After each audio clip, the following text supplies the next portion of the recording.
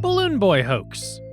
On October 15, 2009, a strange incident got the entire nation looking up at the sky expectantly.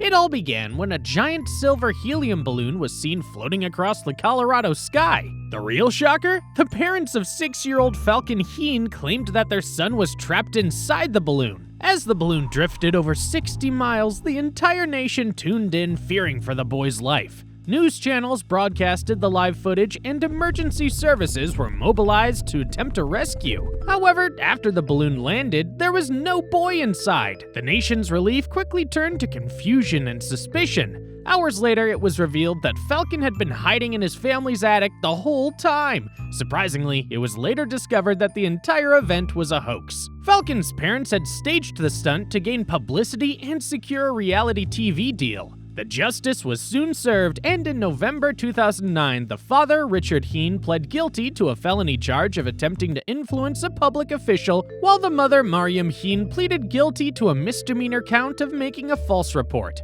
Additionally, the couple was ordered to perform community service for a fixed period, and Richard Heen was asked to pay $36,000 in compensation for the search effort. Storm Area 51 event. The Storm Area 51 event, born from a joke on Facebook in June 2019, gained an audience of millions faster than a Hollywood blockbuster. Maddie Roberts suggested the event, initially a humorous suggestion to storm the mysterious Area 51, a secretive military base long associated with UFO conspiracy theories. The post went viral, with over 2 million people marking themselves as going and 1.5 million more interested.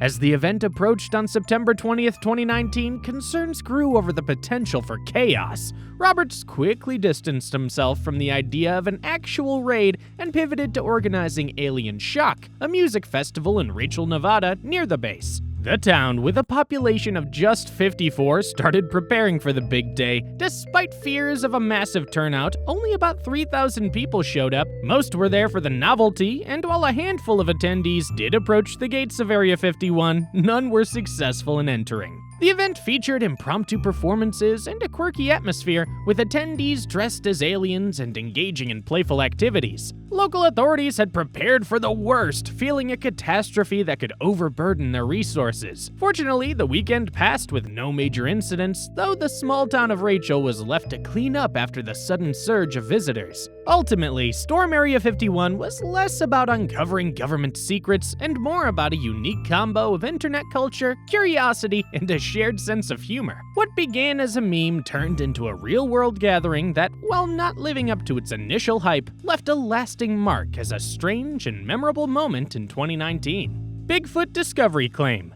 In 2008, 3 men claimed to have seen a Bigfoot in Georgia. This news initially made headlines nationwide, but soon disappointed the public. A police officer, Matthew Whitten, and a former correctional officer, Rick Dreyer, claimed they had caught a 7-foot 7-inch, 500-pound, half-ape, half-human creature while hiking. Their announcement was backed by veteran Bigfoot hunter Tom Biscardi, who promised to show DNA proof and photographs at a later press conference. However, on August 15, 2008, the news conference held in Palo Alto, California, failed to convince the skeptics. Biscardi revealed that initial DNA tests showed human and possum DNA, casting doubt on the authenticity of their claim. The evidence was considered insufficient and false, despite showing photographs that were supposed to depict the Bigfoot corpse. Bigfoot experts Matt Moneymaker and Jeff Meldrum quickly labeled the event as a hoax, with Moneymaker dismissing it as a Halloween costume in a box. And just like that, the Bigfoot hoax ended as quickly as it started. KFC chicken shortage. In 2018, the world faced an impossible challenge. The widely adored KFC crispy fried chicken vanished overnight, and for nearly a week there was no outlet serving KFC fried chicken anymore. On February 14, 2018, DHL, having just taken over KFC's logistics, was hit hard when a major motorway crash near the Rugby warehouse caused massive delays. The trouble didn't stop there. With only one warehouse for a vast operation, the delay in delivery led to a nationwide chicken drought. KFC outlets shut down left and right, with only 266 out of 870 restaurants open by February 18th. Experts were quick to point out the flaws. Richard Wilding from Cranfield's School of Management noted that while single warehouses are common, they are risky for perishable goods like chicken. Samir Dani from Huddersfield University argued that a lack of contingency planning and a new untested warehouse system were the major flaws behind this storage. While KFC eventually overcame the shortage by switching back to its original supplier, Bidvest Logistics, and regained its position, this accident taught it a strong lesson. Never underestimate the importance of planning and having backup plans. The Beer Riot of Iceland.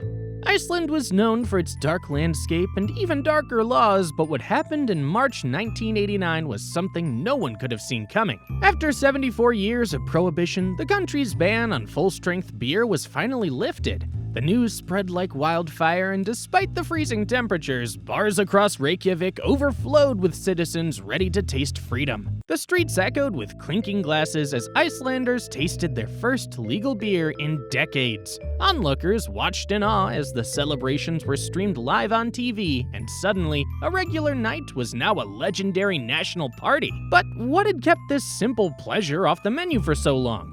For years, beer was considered unpatriotic, an unwelcome reminder of Danish influence and a potential threat to the country's independence. While other forms of alcohol slowly returned to the shelves, beer remained out of reach. Yet, on that unforgettable night in 1989, beer finally flowed again, ending a strange chapter in Icelandic history. Today, every March 1st is celebrated as Beer Day, a quiet throwback to the day when Iceland raised a glass to change. Hawaii missile false alarm. In 2018, Hawaii went through a heart-stopping moment that no one will forget. With tensions rising between North Korea and the United States, the threat of a missile attack felt very real.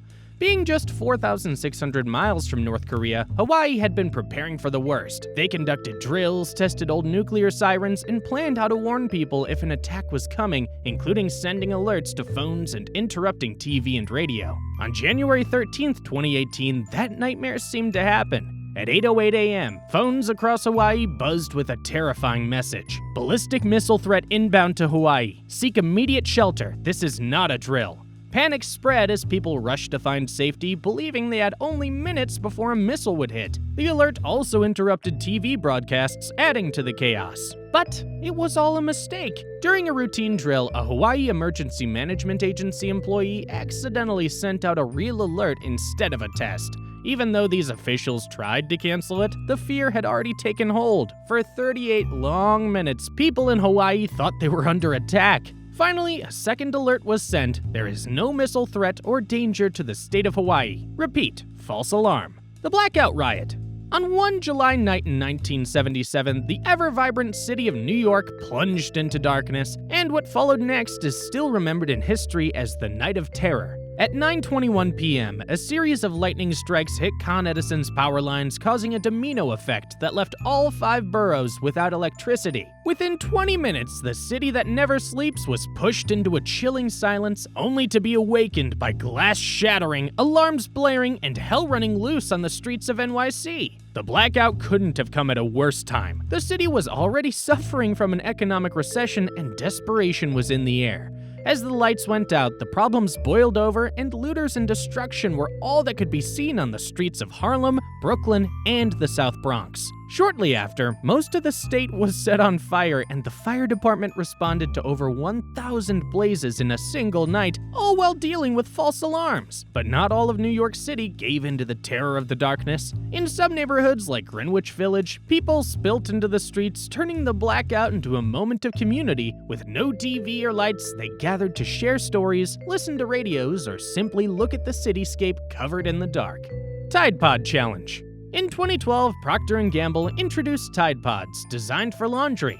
However, the product's candy-like appearance triggered an unexpected response. Kids started eating them. The poison control system saw a spike in cases, with 37 cases reported at the start of 2018. These Tide Pods contained ethanol, hydrogen peroxide, and soap, any of which, if ingested, could cause serious caustic burns across the stomach lining, esophagus, and a portion of the gastrointestinal tract. Initially, the idea of eating Tide Pods was a strange, niche joke, but in 2015, the satirical website The Onion brought this bizarre thought into the public eye with an article jokingly vowing to eat one. This sparked a wave of similar jokes on social media, eventually leading to the infamous Tide Pod Challenge in 2018. What started as a joke turned dangerous when YouTubers began filming themselves consuming the pods, influencing impressionable teens to mimic the stunt. Although the trend has faded, it showed the world just how much damage some humor and viral content can do.